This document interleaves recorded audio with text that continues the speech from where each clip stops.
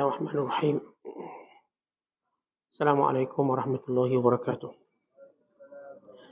الحمد لله الذي هدانا لهذا وما كنا لنهتدي لولا أن هدانا الله. أشهد أن لا إله إلا الله وحده لا شريك له وأشهد أن محمدا عبده ورسوله. اللهم صل وسلم وبارك على سيدنا محمد وعلى آله وصحبه أجمعين وبعد. وقال المصنف رحمه الله تعالى ونفعنا الله به وبعلومه في الدارين آمين. Telah berkata Imam Al-Allamah Syekh Abdul Qasim Al-Qushairi, semoga Allah Ta'ala merahmatinya dan kita mendapat manfaat serta barakah ilmunya. Suatu hari Rasulullah sallallahu alaihi wasallam memberi wasiat kepada para sahabat baginda ridwanullahi alaihim ajma'in.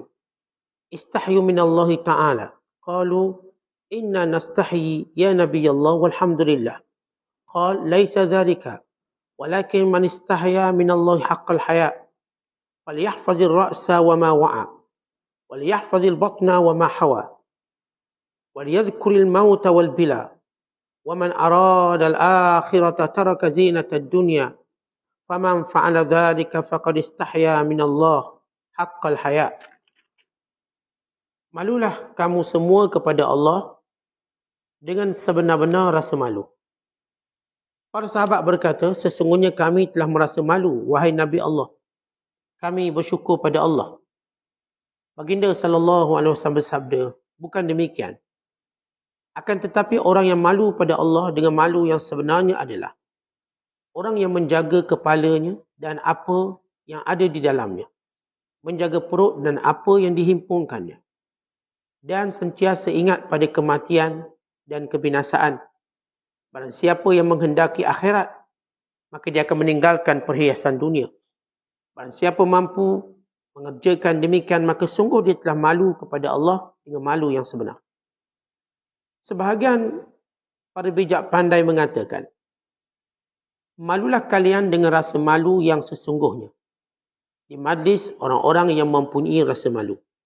Al-Imam Ibn Atta mengatakan, ilmu yang terbesar adalah rasa haibah, rasa segan dan malu. Jika keseganan, yakni kehaibatan dan rasa malu hilang, maka tidak ada kebaikan yang tersisa di dalamnya. Zunnun Al-Misri rahmatullahi alaihi rahmatan wasi'ah mengatakan, rasa malu adalah keberadaan rasa segan dan rasa haibah dalam hati bersamaan dengan keterlepasan segala sesuatu yang telah lewat dan telah lepas dari dirimu menuju ke hadrat Allah Ta'ala. Dikatakan pula oleh sebahagian ulama, cinta akan berbicara, malu akan diam membisu, dan takut akan menggelisahkan. Abu Usman mengatakan, orang yang berbicara dalam suasana hati yang diliputi rasa malu. Tetapi apa yang dibicarakan tidak dalam suasana rasa malu kerana Allah, maka dia adalah orang yang menipu. Hasan Al-Haddad bertamu ke rumah Abdullah bin Manazil. Dari mana kamu? Tanya Abdullah bin Manazil. Dari majlis Abul Qasim Al-Muzakki. Tentang apa yang dikatakan? Tanya Abdullah bin Manazil kepada Hasan bin Haddad. Kepada Hasan Al-Haddad. Tentang malu, jawab Hasan. Berkata Abdullah bin Manazil, sungguh menghairankan. Orang yang tidak punya rasa malu pada Allah, bagaimana dia boleh berbicara masalah malu? Siri As-Saqati berkata, sesungguhnya rasa malu dan jinak memasuki hati. Jika di dalam keduanya menemukan sifat zuhud dan warak, maka keduanya yakni sifat jinak dan juga sifat malu akan turun. Jika tidak, maka keduanya akan pergi. Muslimin dan muslimat dan penonton dirahmati Allah sekalian. Dalam satu wasiat Nabi sallallahu alaihi wasallam, ketika mana Rasulullah sallallahu alaihi wasallam berkata kepada para sahabat baginda, istahyu minallahi ta'ala. Hendaklah kamu semua merasa malu kepada Allah. Lalu para sahabat berkata, wahai Nabi Allah, kami malu. Kami malu dan alhamdulillah. Ketika mana Rasulullah SAW tanya tentang atau berwasiat tentang malu, maka para sahabat melihat malu secara asas yang membawa kepada akhlak yang baik. Malu secara asas dengan meninggalkan perbuatan-perbuatan yang dipandang keji oleh syarak dan dipandang keji oleh masyarakat. Yang daripada kedua-dua pandangan ini mewujudkan rasa malu. Yang pertama pandangan syarak, yang kedua pandangan awam, pandangan umum. Bagaimana kita bahaskan semalam. Namun Nabi SAW ingin berbicara tentang malu yang lebih dalam. Para ulama membahagikan malu ni pada dua. Pertama dipanggil malu dururi yang memang dah ada dalam diri kita. Yang kedua dipanggil malu muktasab, malu yang kita perlu usahakan untuk datang rasa malu. Baik, malu yang dururi ini ada pada semua manusia. Dururi ni suatu malu yang bersifat fitrah. Kita tak mungkin bising di tempat orang semua diam dengan menyalahi perbuatan ramai orang. Atau memakai pakaian yang tak sesuai dengan yang dipakai oleh orang lain. Maka datang rasa malu. Atau bila mana kita dimarahi di khalayak ramai, maka kita datang rasa malu. Atau bila kita tidak dipandang, tidak dimuliakan, maka datang rasa malu. Dan lain-lain yang lain yang Nabi SAW juga ini disebut oleh baginda. Yang merupakan fitrah manusia. Sehingga Rasulullah melarang seseorang menarik telinga anaknya di hadapan orang lain. Kerana sifat malu yang ada pada anak-anak kecil. Walaupun kita mak, kita ayah, tengok anak kita ni, kat mana pun kita boleh pukul dia. Kat mana pun kita boleh marah dia. Kerana kita mak, ayah. Namun kita kena pelihara malu dia. Antara ini kita tak tarik telinga anak-anak kita depan orang ramai. Tak memarahinya depan orang ramai. Kerana menyebabkan rasa malu. Atau di mana kita diajar, ini yang secara dururi meraihkan sifat malu yang ada pada semua manusia. Seperti juga tidak menengking mereka di khalayak ramai. Tidak memberi gelaran yang tidak baik di khalayak ramai. Dan lain-lain. Malu yang Rasul maksudkan ialah dipanggil malu muktasab. Malu yang perlu kita usahakan. Kerana malu ini berada pada tahap tertinggi yang tidak akan diperolehi melainkan orang yang benar-benar beriman dan ahli makrifat. Kalau malu yang saya sebut jenis contoh pertama, semua orang ada malu tu. Semua orang ada malu tadi. Malu yang peringkat kita perlu muktasab, usaha. Sehingga datang malu itu secara fitrah. Asalnya malu ini kita ikhtiarkan dia. Lama-lama dia akan menjadi satu fitrah dan kebiasaan. Bila Rasulullah sallallahu alaihi wasallam menyatakan, bukan malu itu yang aku tanya. Malu yang sebenar, lalu Rasulullah sallallahu alaihi wasallam menyebut, malu sebenar ialah dia menjaga kepalanya dan apa yang ada dalam kepalanya. Pertama jaga kepala dia. Ar-ra' falyahfaz ra'sa wa ma wa'a. Dekat kepala kita ada mata, ada telinga, ada mulut. Maka kesemua panca indera yang ada pada kepala kita yang merupakan organ paling penting. Yang kalau tak ada kepala, matilah kita. Maka jaga sungguh-sungguh percakapan kita. Jaga sungguh-sungguh penglihatan kita. Jaga sungguh-sungguh pandangan kita. Kita kalau nak bercakap, maka kita akan timbang-timbang dulu percakapan kita. Apakah percakapan ni okey tak okey? Sebab itu kata para ulama, salah satu min a'lamil haya. Ada 3 tanda orang malu. Yang pertama, waznul kalam qabla tafawwih bihi. Dia kalau nak cakap sesuatu, dia timbang-timbang dulu. Dia fikir-fikir dulu. Qabla tafawwuh. Yang ini yang kita nak relate dengan hadis Nabi SAW. Nabi kata, jaga kepala kamu. Ni kepala jaga. Dan apa yang terkandung dalam kepala kamu, otak kamu, cara berfikir. Bila ulama kata ada 3 tanda orang tu malu. Pertama, bila nak cakap, dia fikir. Contoh kita ni bercakap bukan sekadar nak lepas gerang kita. Atau kita sebut, saya ni jenis outspoken. Saya, kalau tak suka, saya cakap. Contoh, bukan begitu cara orang beriman. Tuan-tuan suka, tuan-tuan tak suka, bila nak bercakap, timbang dulu. Banyak mana nak keluar? 1 kilo, 2 kilo perkataan kita. Nak keluar 2 minit, 20 minit. Nak keluar perkataan A, perkataan B. Ini orang yang malu. Dia cakap, saya katakan orang-orang yang jenis outspoken ini orang tak ada malu. Dan tak perlu kita bangga kita ada perkataan kelebihan tadi. Saya jenis outspoken, saya jenis jahrawi ataupun suka saya nak cakap apa.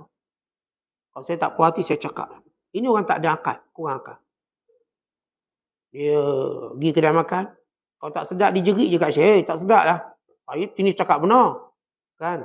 Itu menandakan orang tak malu. Dengan memalukan orang lain. Bukan begitu cara cakap. Kita tak diajar pun cakap begitu. Mereka saya katakan orang yang berbanggakan dia outspoken. Maka orang ni ialah orang yang kurang akalnya. Orang yang bijak akalnya. Dalam semua perkara, even dalam perang. Perang ni maksudnya kita nak bunuh musuh. Masih memelihara percakapan. Jangan jadi perkataan tadi memberi suatu, kita katakan backfire balik ataupun menjadi musibah balik pada kita. Dan pada orang-orang lain. Satu kata ulama, orang yang malu dia akan timbang dulu. Itu satu sifat dia. Tanda yang kedua orang memang ada malu, dia tidak memberi alasan. Ma yahtaj ataupun mujannabatu ma yahtaj ila al-i'tidhar min. Orang-orang yang ada sifat malu, dia tak akan mudah beri alasan. Kata orang yang kerjanya cuma beri alasan, ini orang tak ada malu. Janji dengan kita macam-macam. Saya nak buat alasan tu, alasan ni. Maka kita katakan awak tak ada malu. Kita ni tuan-tuan bila ada malu. Contohlah, kalau kita berjanji dengan orang, kita nak memungkirinya, kita ada malu. Walaupun kita boleh sebut sebab macam-macam, sakit lutut lah, sakit kepala, sakit perut, boleh. Dan dia orang pun takkanlah nak periksa kita, bukan doktor dia tu. Even kalau dia doktor pun, dia tak mungkin tahu dengan mudah alasan kita. Tapi orang yang ada malu, kata kita bila ada malu, antara benda yang kita tak buat ialah suka beri alasan. Terutamanya saya katakan bila kita berjanji pada diri kita sendiri untuk buat baik, jadi orang baik, jadi orang soleh. Atau kita berjanji dengan orang-orang yang kita sayangi, orang-orang yang kita muliakan, orang-orang yang kita hormati. Dengan satu janji, kita pasti akan usaha. Kalau saya kata saya petangkar nak jumpa awak, apa pun datang alasan kita cuba cari biar jumpa juga. Ini orang yang ada sifat malu. Yang ada orang jenis tak ada malu. Janji itu dan ini. Akhirnya dia pun tidak melaksanakan janji tersebut. Dengan alasan yang remeh-temeh. Atau mencipta alasan. Ini orang tak malu. Yang ketiga kata ulama, tanda orang tu malu ialah tarku ijabatis safih hilman anhu. Dia tak menjawab bila berhadapan dengan orang bodoh.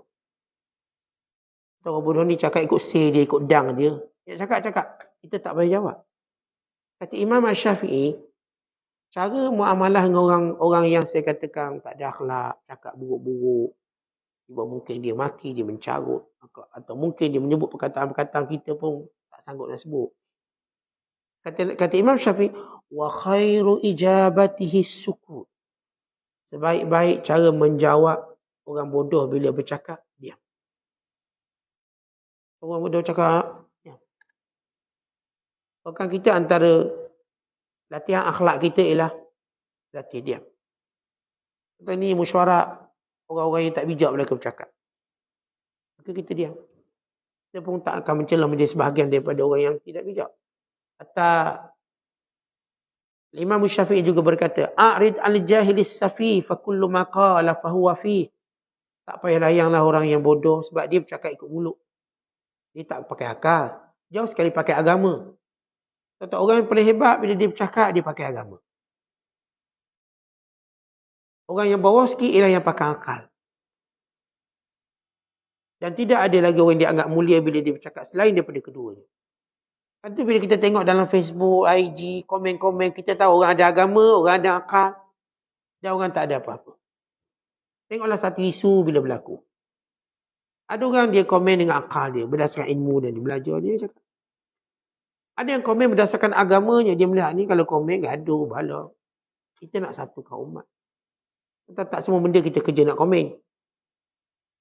Kita nak jaga ukhuwah. Kita nak jaga kasih sayang. Bukan rukun ukhuwah itu paling penting.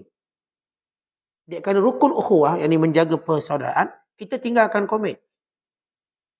Kita tuan-tuan kawan kita ajak kita makan kat rumah. masak makanan.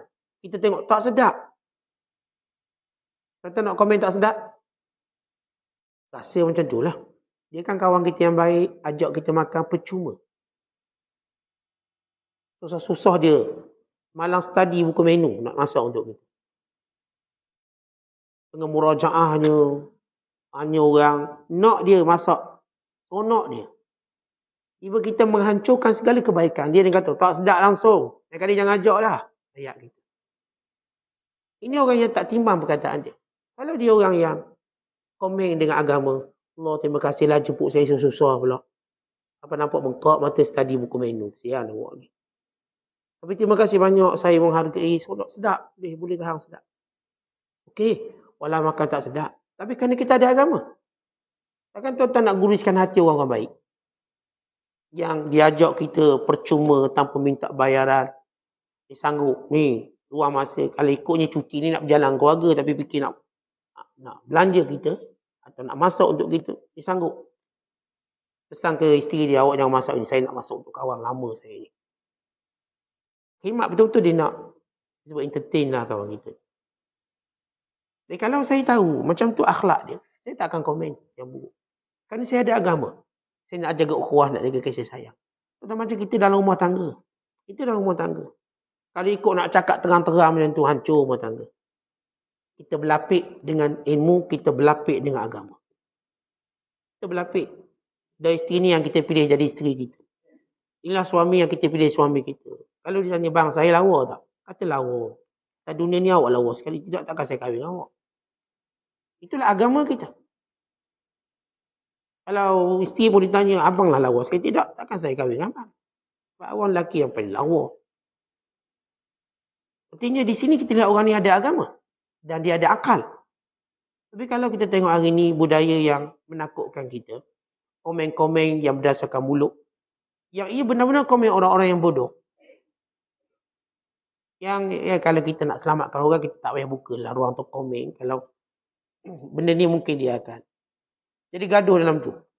Kata zaman kita sekarang, belum jumpa pun dah gaduh. Jangan bayangkan kalau dia jumpa. Orang dulu nak gaduh kena jumpa dulu, baru boleh gaduh. Mana ada orang dulu gaduh tanpa jumpa? Kalau pun ada mungkin sikit. Zaman sekarang, belum jumpa dah gaduh besar. Gaduh dah halal darah dah. Halal darah. Gaduh sampai peringkat dajjal mendajjal, jahanam menjahanam, neraka meneraka. Dah peringkat tu. Tak jumpa pun orangnya. Jumpa-jumpa budak sekolah rendah je rupanya. Allah.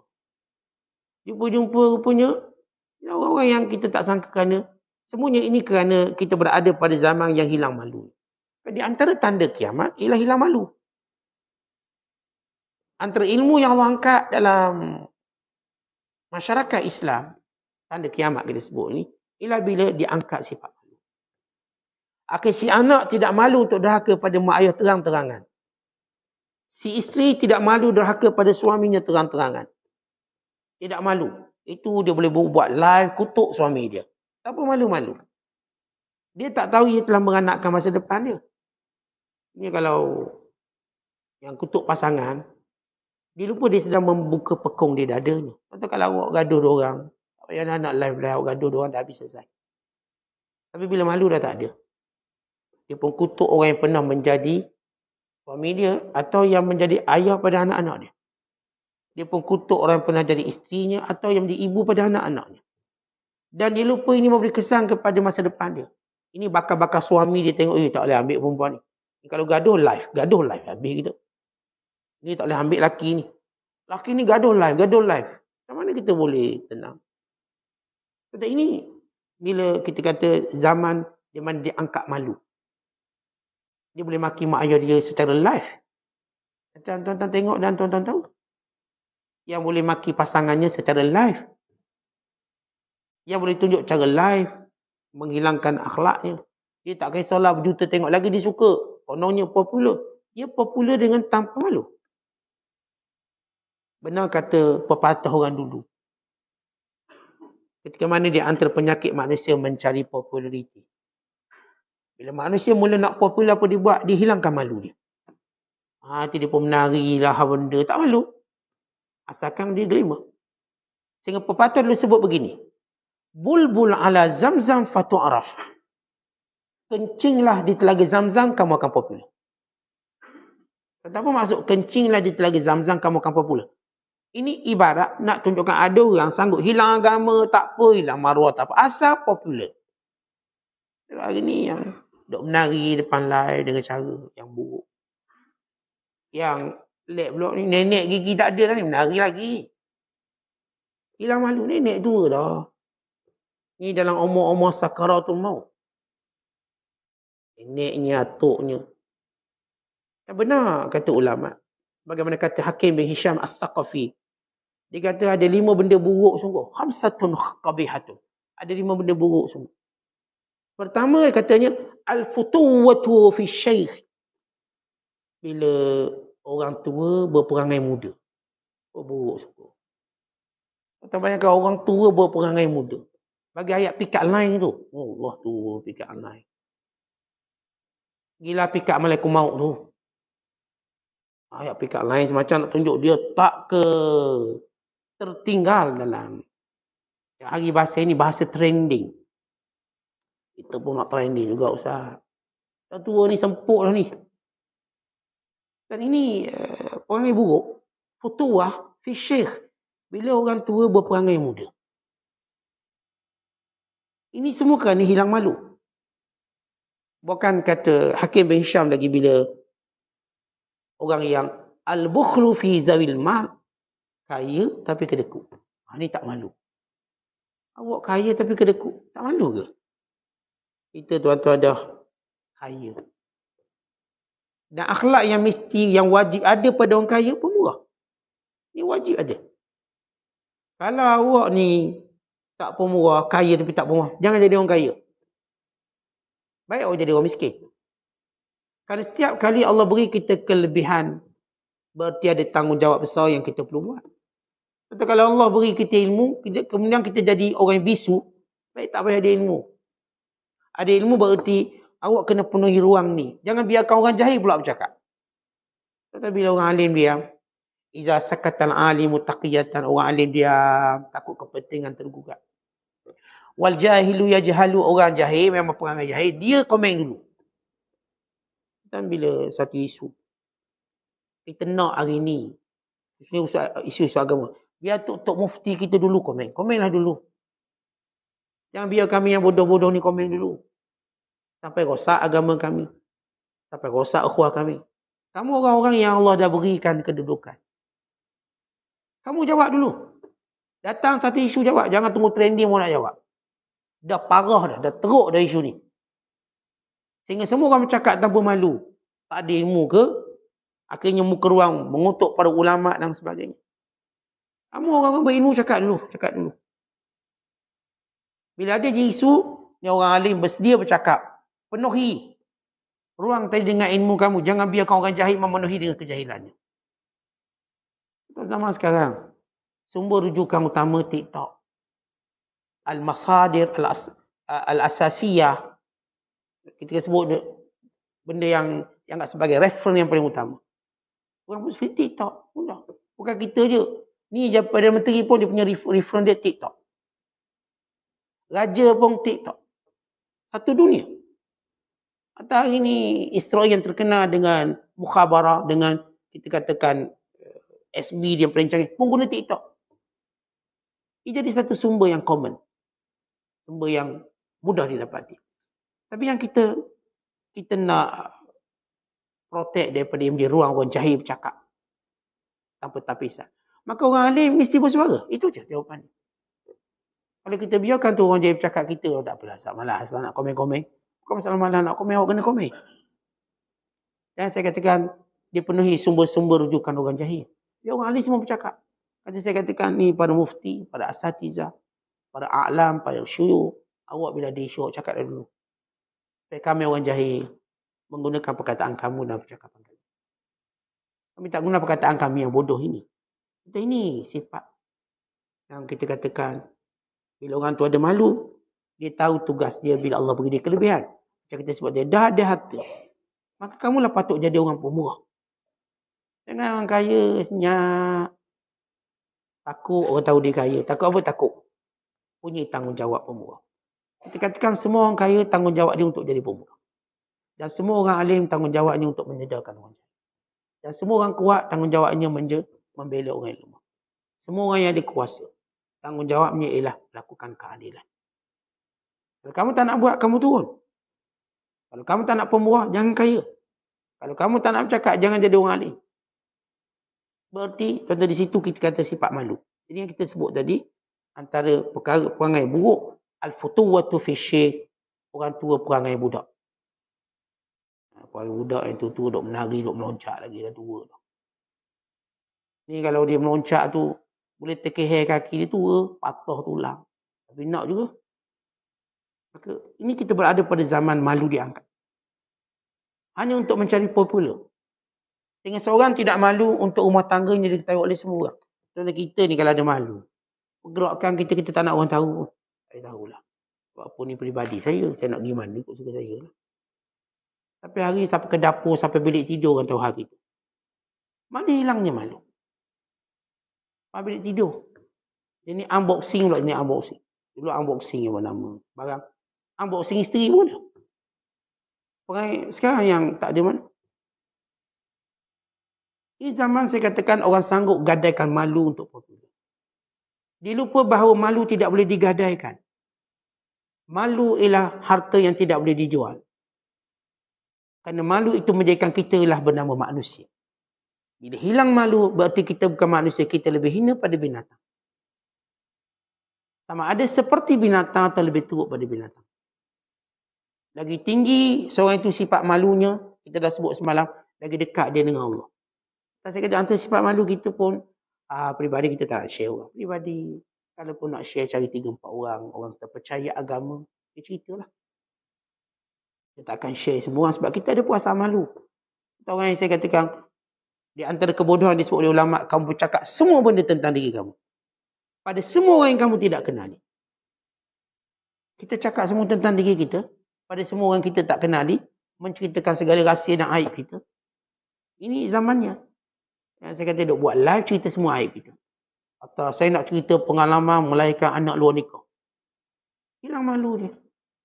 Apa nak cerita pengalaman tu? Oh, ini kan pengalaman share. Ini saya katakan bila malu sudah mati, berarti hatinya sudah mati, agamanya sudah mati. Tentang perkataan al-haya'u dalam bahasa Arab.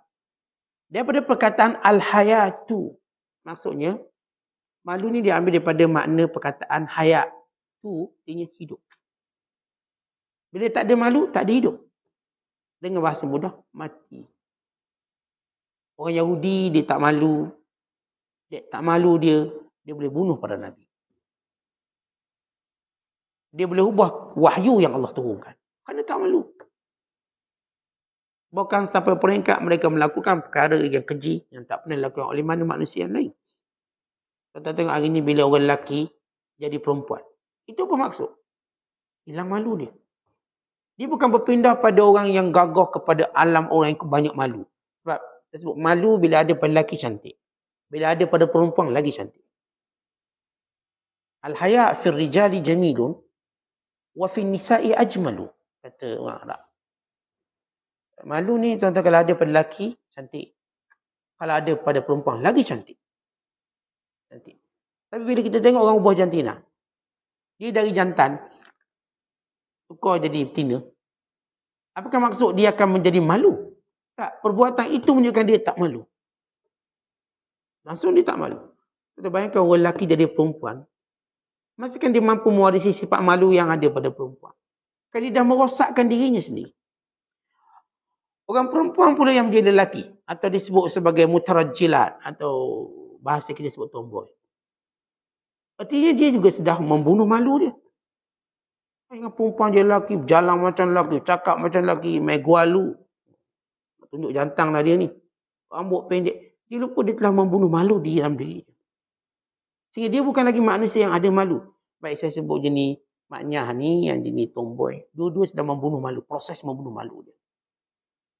Bagaimana kita boleh segan dengan orang dah tak ada malu? Sebab itu dalam Islam, bila kita berhadapan dengan orang dah tak tahu malu, maka jangan pedulikan dia. kita akan berbicara dengan orang yang tahu malu. Tuan-tuan, bila berbicara dengan orang tahu malu, kita terselamat agama kita. Dia tahu benda tu salah, dia betul lah saya salah. Sebab dia ada malu. Ini bab ni, ulama' dah sebut sekian-sekian, oh betul saya tersilap. Dia ada malu. Dia tak nak meneruskan kesilapan dia. Tapi kalau kita bercakap dengan orang tak ada malu, kita dah beritahu dalil sekian, tak kira, saya tak nak terima. Maka baik jangan bercakap. Sebab itu, elok diri bercakap dengan orang tak malu, kerana kelak kita juga berperangai macam ni. Dan kalau kita nak jadi malu, maka berkawanlah orang yang ada malu. Duduk dengan orang yang ada malu, cara duduknya beradab, cara makannya berakhlak, bicaranya tersusun baik, perkataan yang dipilihnya sebagaimana seorang memilih buah anggur yang paling baik. Kata Umar Khattab, aku kagum dengan orang yang memilih perkataannya waktu bercakap. Sebagaimana seseorang memilih buah anggur yang baik. Tuan-tuan pergi pasar, tuan-tuan tengok pergi pasar buah. Kalau tuan-tuan diberi hak memilih, tuan-tuan pilih yang mana? Terbaik.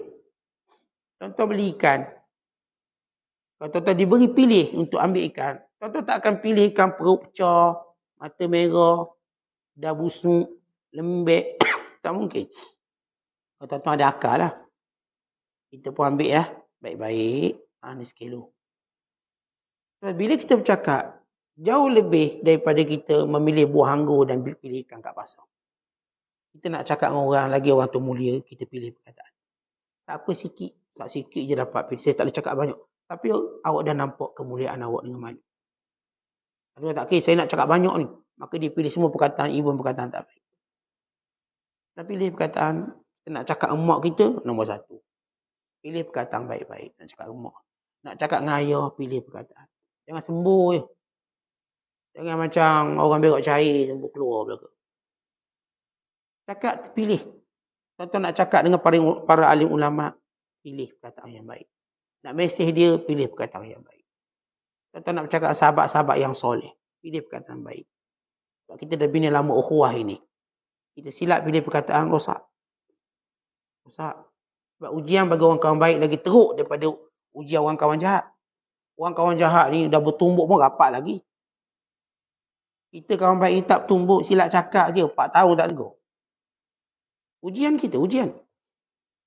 Yang kita tengok geng-geng gangster ni, dia dah tumbuk, berdebuk, baik lagi, rapat, makan sekali. Guna bahasa kasar, rapat. Lihat fitnah. Sebab itu, orang jahat mengekalkan persahabatan jahat jauh lebih mudah daripada orang baik nak kekalkan persahabatan orang baik. Kita tengok bila kita sama-sama kita baik. Kadang kita tak pernah pukul dia. Jauh sekali kita nak maki dia. Jauh tak ada lah benda tu. Tapi silap cakap. Lupa nak jemput je anak kita kahwin. Gaduh. Lupa. Dah banyak sangat nak jemput 1000 orang nak jemput. Boleh terlupa nama dia seorang. Ni mau makan 7 keturunan gaduh. Itu je kesilapan. Kecil. Tuan-tuan ada kawan-kawan baik. Tuan-tuan tengok macam mana kawan baik. Akhirnya kita tak baik. Hanya dengan sedikit ujian. Tak banyak. Sikit je. Benda tu cukup untuk meranapkan tempoh yang panjang kita membina ukhuwah. 20 tahun, 30 tahun. Itulah ujian. Sebab tu kita kena alert benda tu. Hati-hati. Yang saya sebut orang jahat ni. Macam mana pun dia boleh lagi. Adakah kita tengok macam mana baik lagi. Kawan ni dah sebab kamu masuk penjara. Sebab penjara dia tetap baik. Yang geng-geng dadah ni. Dia punya ukhuwah yang cerita. Sebab kawan ni lah dia masuk penjara serenti. Dia keluar kawan ni juga dia cari. Tak cari Tok Imam. Dia tak cari Ustaz cari ni juga. Masuk lagi. Apa rahsia ukhuwah dia? Itulah fitnah kehidupan. Fitnah kehidupan. Bila saya katakan kita ni memilih untuk jadi baik. Memilih untuk berkawan baik. Kita kena tahu bahawa syaitan tidak pernah akan membiarkan dan melepaskan kita. Dia akan duduk di segenap tempat kita sehingga dia boleh buat sesuatu. Dia boleh buat sesuatu. Kadang-kadang kita tengok ada jenis rumah tangga. Berdebak-berdebuk pukul bini. Tak cerai. Hebat macam ni. Ada jenis baik pukul pun tak. Cerai. Kenapa? Silap cakap. Boleh gaduh. Lihat fitnah syaitan. Fitnah syaitan pada tempat-tempat baik. Kita ngetuk guru kita cepatnya mengajuk. Guru baru tegur dalam kuliah sekali. Tak datang lah. Fitnah. Ada tok guru dah berlapik ayat cerita zaman korun. Dia dah kata, ustaz tu kata aku korun pula dah. Pula. Dah berlapik cerita, kita ambil pengajaran daripada Firaun.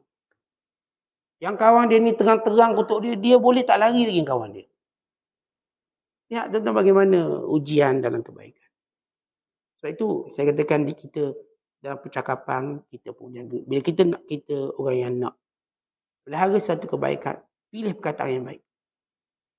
Kemudian setiap kali kita bertemu, kita berpisah, kita beristighfar, kita menyebut nama Allah supaya berkat pertemuan kita. Jangan ada sesuatu penyebab kepada kerosakan pertemuan ini. Sebab syaitan, setiap kali kita bertemu, dia akan rosakkan pertemuan. Sehingga kita tidak mahu lagi bertemu dengan orang baik-baik. Dia akan rosakkan. Tuan-tuan ke masjid, comel dah selama carang ke masjid. Tapi syaitan akan rosakkan. Sehingga tuan-tuan ada satu sebab untuk tak ke masjid. Masjid itu apalah, kipasnya slow. Tak lagi lah. Rumah dia kipas pun tak ada. Dia pergi stadium, kipas pun tak ada. Panas ni. Boleh pula dia tiap-tiap game dia pergi.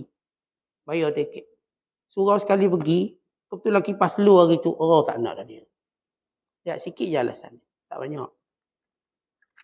Jadi kita lihat bagaimana, kembali pada hadis Nabi SAW. Bila Rasulullah kata, malu pada Allah, jaga kepala kamu dan apa yang ada dalam kepala. Baik, kita dah sebut tentang bagaimana panca indera kita. Mata kita atas sebab malu kita tak lihat benda-benda yang dilarang oleh Allah.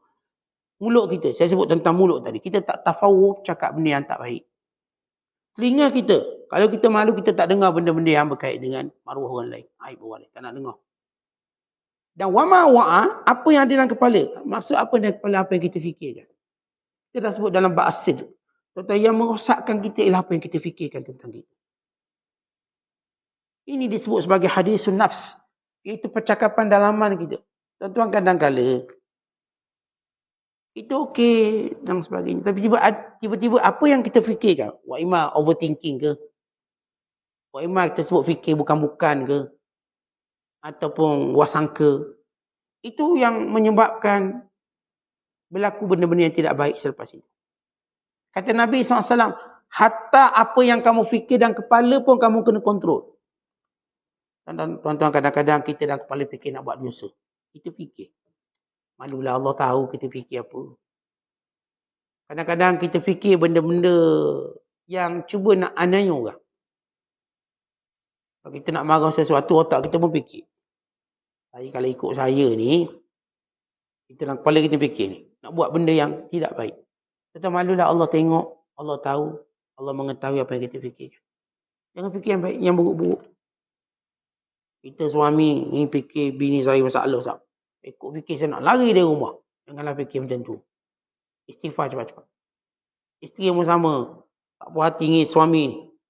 Cuti tak jalan. Marah ni. Fikir bukan-bukan ni. Mana suami boleh jalan, suami kita tak jalan. Kuliah juga dia. Marah ni bini ni. Apa ni tak jalan, tak melancong ni. Dalam kepala fikir macam-macam ni. Betul istighfar pada Allah. Jangan fikir yang tak baik pada pasangan kita. Jangan fikir tak baik pada orang-orang yang bersama dengan kita. Kadang-kadang mak kita tegur, kita berfikir buruk-buruk. Orang tua ni bila nak mati, kenapa fikir macam tu tak baik? Mati-mati yang menangis pertama awak lah. Otak kita ni fikir benda-benda yang saya katakan berlawanan dengan agama kita. Berlawanan dengan akhlak. Cuba kita macam ni. Kalau apa yang kita fikir, kalau kita tuturkan, apakah kita rasa dia berbaloi? Ustaz, kalau cakap teruk ni, berarti awak fikir je salah. Apa yang kita fikir selangkah apa yang kita akan cakapkan nanti. Hari ni kalau kita cakap apa-apa, tahulah itu benda yang pernah kita fikir. Dia tak akan datang tiba-tiba tuan-tuan bercakap je. Dia benda tu kita fikir. Sebab itu, kata Nabi SAW, tanda malu pada Allah. Yang fikir benda tak elok ni tuan-tuan, cuba buang, cuba tahan, cuba lawan. Rasulullah SAW menyebut, Iblis datang pada seseorang. Dia akan berkata, Man khalaqa hadha, wa man khalaqa hadha, wa man khalaqta hadha.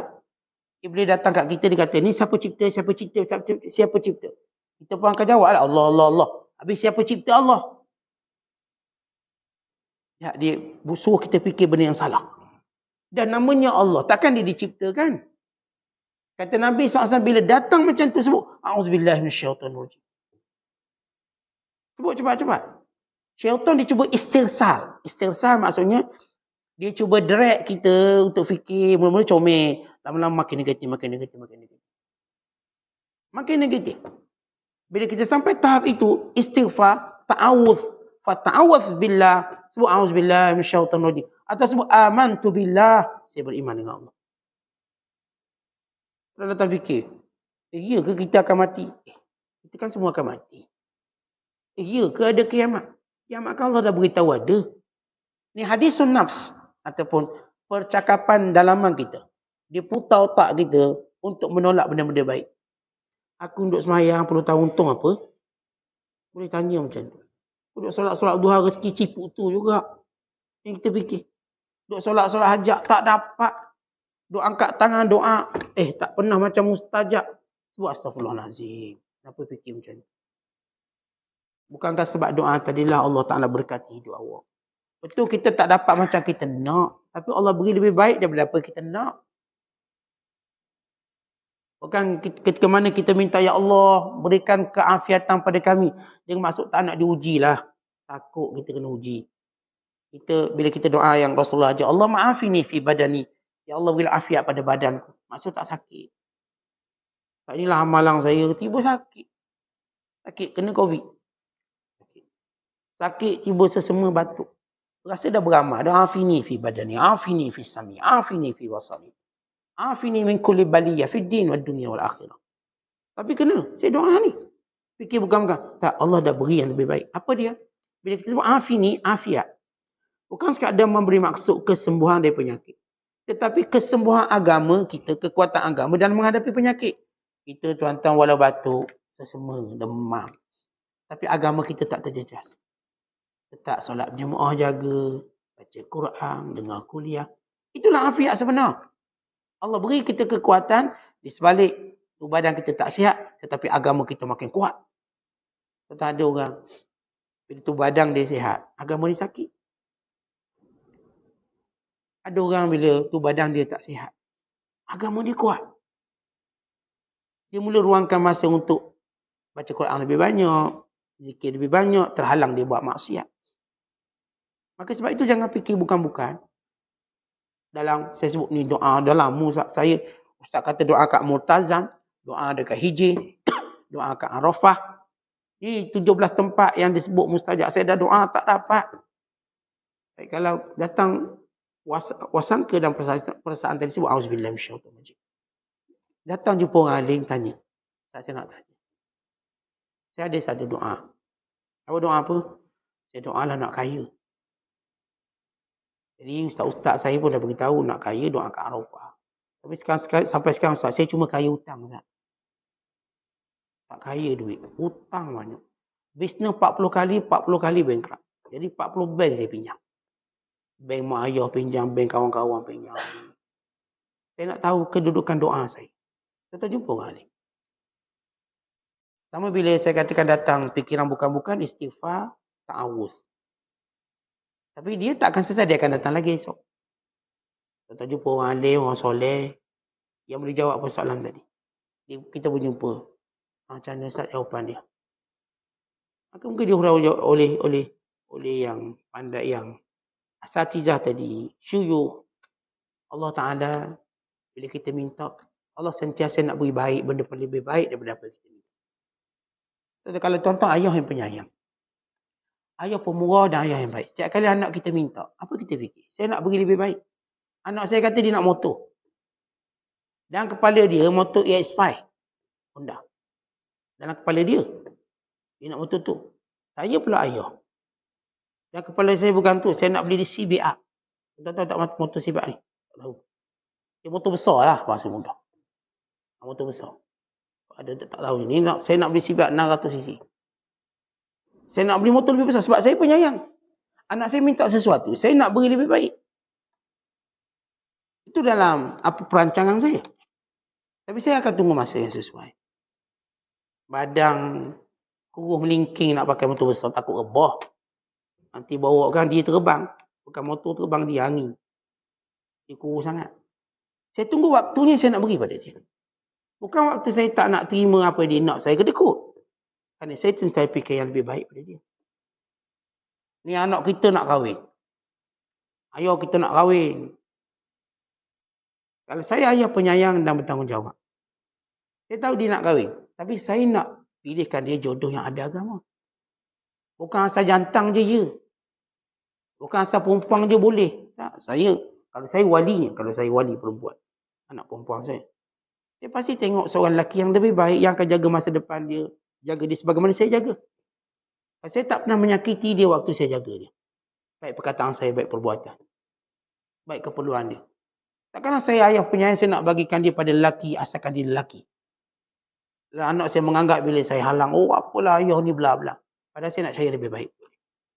Contohnya, bila saya katakan awak doa nak kaya, ibu tak kaya. Allah nak beri baik pada awak. Barangkali kalau awak kaya, awak lalai. Ni tak berapa kaya pun kuliah jangan datang, tak tahulah awak ni kalau kaya. Contoh dia. Awak ni tak berkaya pun lekat masjid pun tak berlekat, saya tak tahulah awak kaya macam mana. Berarti Allah nak beri lebih baik pada awak. Sebab itu disebut dalam satu asar. Di kalangan hamba-Ku, ada aku jadikan dia miskin. Sekiranya aku kayakan dia, nescaya dia akan lupakan aku. Dan ada di kalangan hamba-Ku, aku jadikan dia kaya. Kalau sekiranya aku jadikan dia miskin, nescaya dia akan kufur padaku. Kadang-kadang kita tanya, Ustaz, kenapa lah saya ni muda-muda kena penyakit? Kawan sebaya saya tak ada sakit.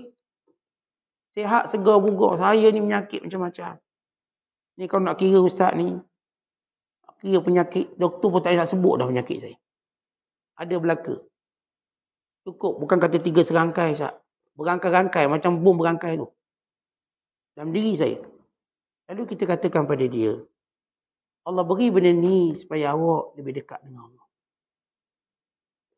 Supaya Allah beri awak pahala-pahala yang lebih mudah daripada pahala ibadat awak. Awak ibadat tak berajin. Kita selalu sebut, tuan-tuan, berdasarkan hadis dan asar. Allah Ta'ala dah tetapkan darjat kita pada satu tempat. Darjat ini dicapai dengan 2 perkara je. Yang pertama dengan ibadat, yang kedua dengan ujian. Saya katakan Allah takdirkan. Ini secara iftiradi. Allah takdirkan saya berada pada level A. Kalangan hamba Allah. Katakan. Maka saya akan buru level ini dengan cara ibadat banyak. Saya qiyamul lail, saya baca Quran. Tapi tak cukup. Belum cukup. Maka bagaimana Allah nak cukupkan saya? Allah datangkan ujian. Datang penyakit ni. Datang penyakit tu. Hilang duit. Kena sekian. Maka saya pun sampai darjat tu. Lepas tu kita lihat orang-orang yang bila Allah nak angkat dia jadi wali Allah. Wali Allah. Tapi ibadat dia tak banyak. Kalau ikut. Tak cukup dia punya requirement dia tak cukup. Allah datangkan dia dengan ujian-ujian berupa penyakit, berupa anak-anak untuk disabar.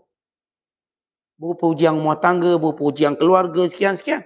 Akhirnya sampai ke tahap wali Allah itu. Dapat jadi wali Allah dekat. Jadi itu setiap orang. Lepas tu tuan-tuan, ulama sebut. Saya dah sebut tadi bahawa kita ni akan sampai darjat yang Allah tetapkan. Pertama, cara ibadat. Yang kedua, cara ujian. Kalau tuan-tuan nak suruh kurang ujian, tuan-tuan banyakkan ibadat.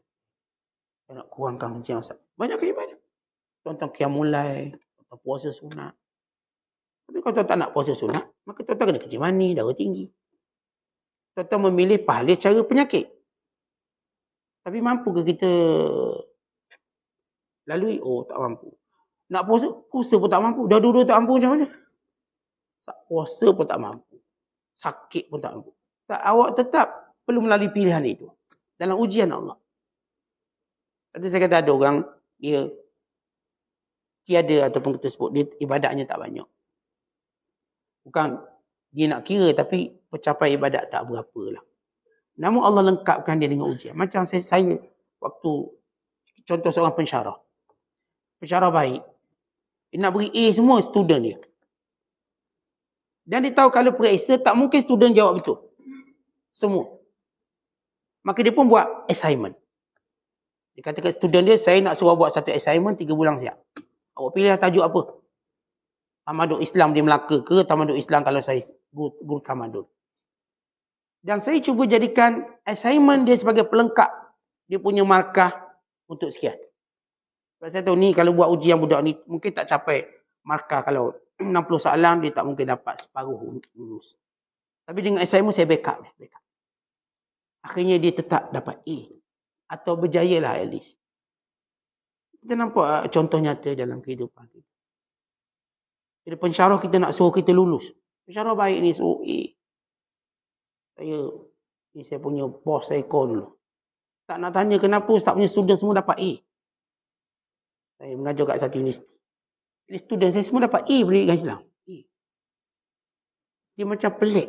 Dia tak semayang pun dapat A. Ni, kita bagi A. Kita bagi A atas sangkor telefon. Saya nak minta semua kertas soalan pelajar semua saya nak tengok. Macam mana menanda sampai semua dapat A, dia pelik pula dapat A. Kita dah atur dah macam mana budak ni perlu dapat A. Supaya dia tahu Islam tu mudah. Dia dah lah ramai Islam payah. Belajar Islam pun payah lagi dia tak nak.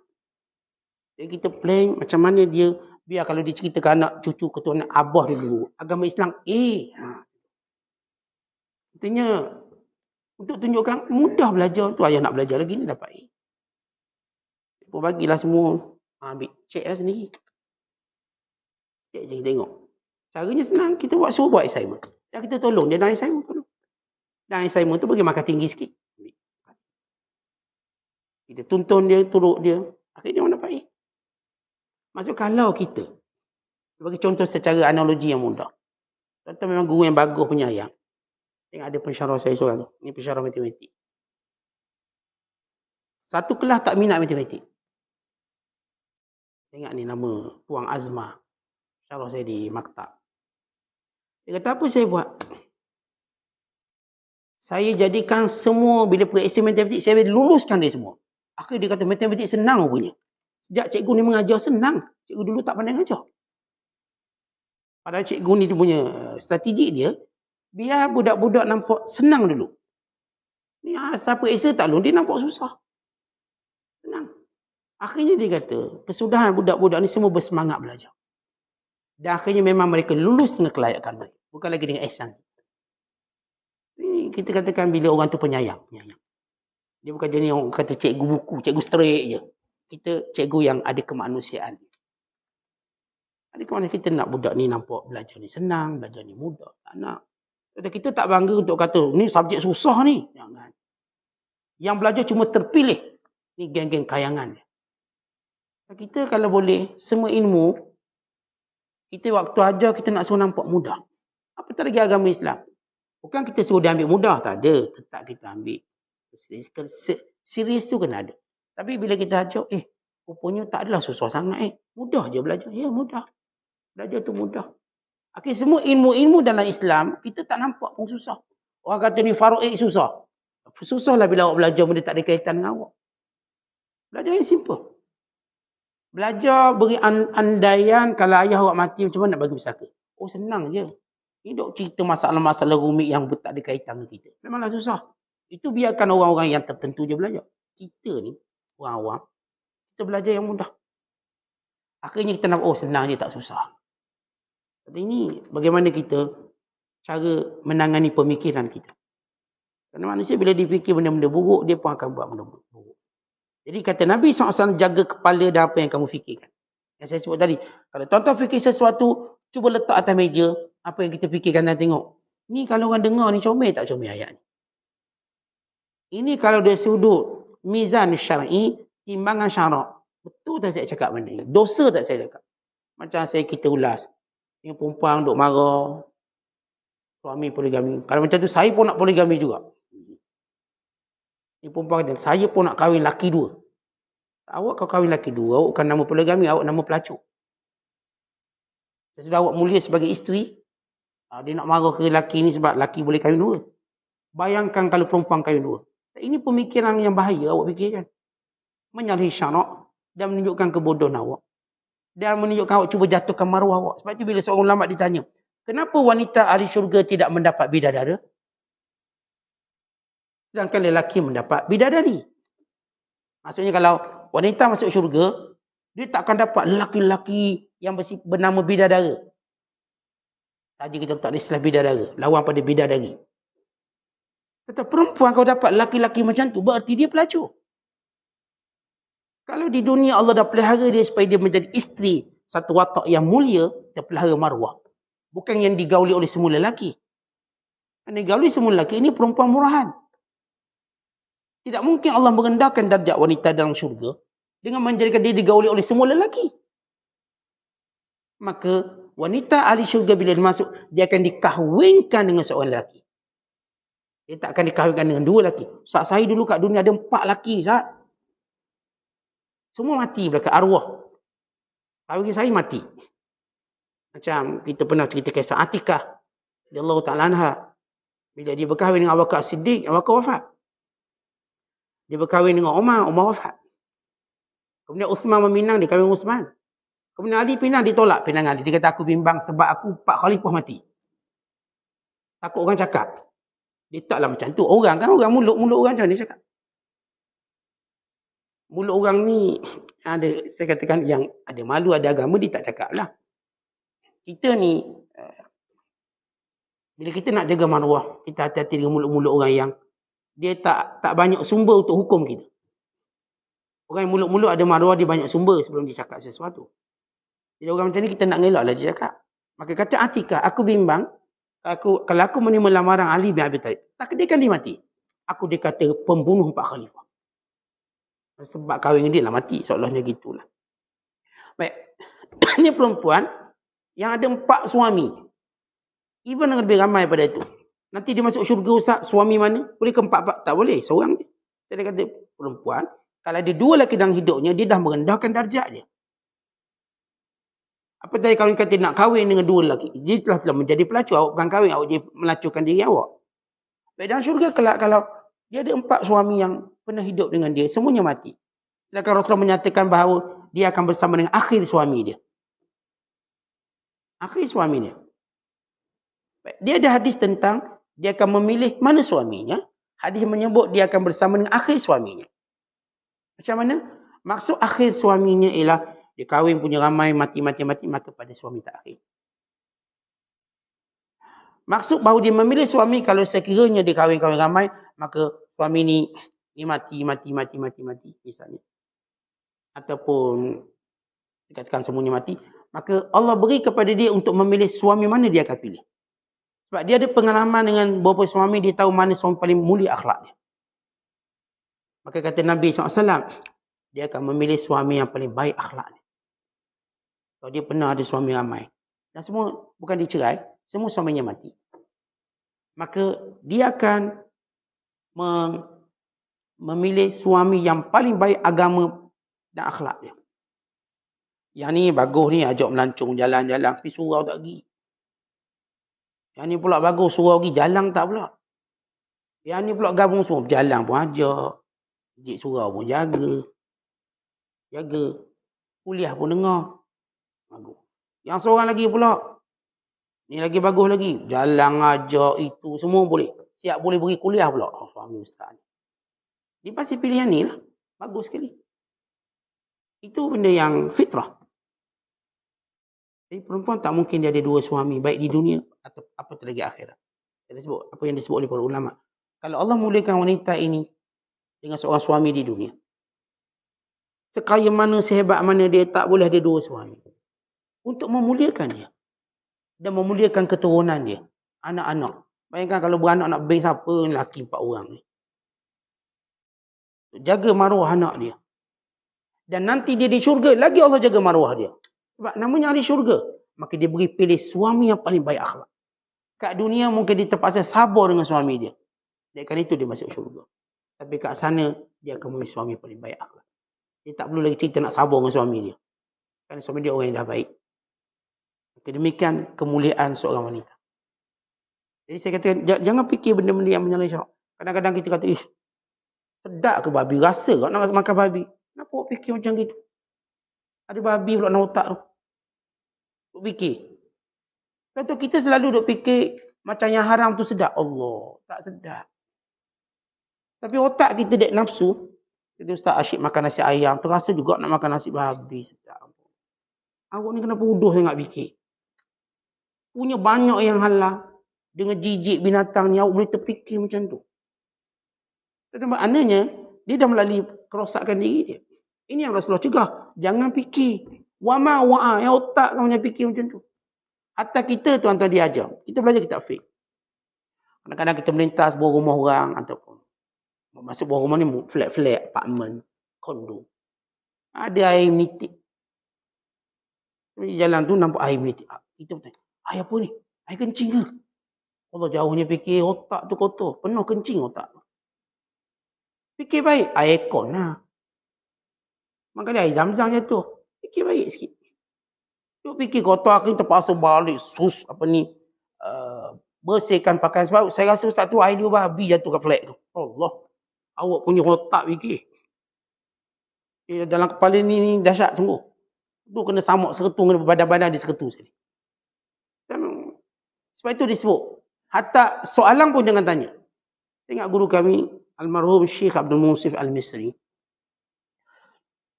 Di mana kami belajar kitab Iqna', dia pun hurai tentang soalan najis. Tak tahu termasuk soalan najis. Kalau orang tu tanya, berjalan, dia bagi contoh lah, berjalan macam saya contohkan. Jalan kat flat, tiba jatuh air. Jangan tanya. Kerana soalan kamu itu yang najis. Air benda ni. Tanya kawan kita. Kawan kita kalau bijak sikit, tak tahu. Bijak sikit lah. Kalau yang tak bijak, saya rasa air najis.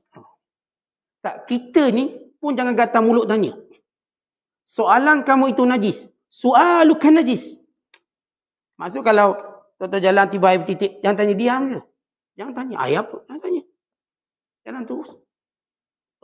Tengah jalan, kereta langgar lopak, air mengecik. Nah, tak apalah air jalan. Ke air jalan ni tadi anjing minum ke, ada tai anjing nak. Dia punya fikir jauh ni. Tahulah tengok Animal Planet, jangan fikir macam gitu. Sampai habis binatang tak dalam lopak air tu.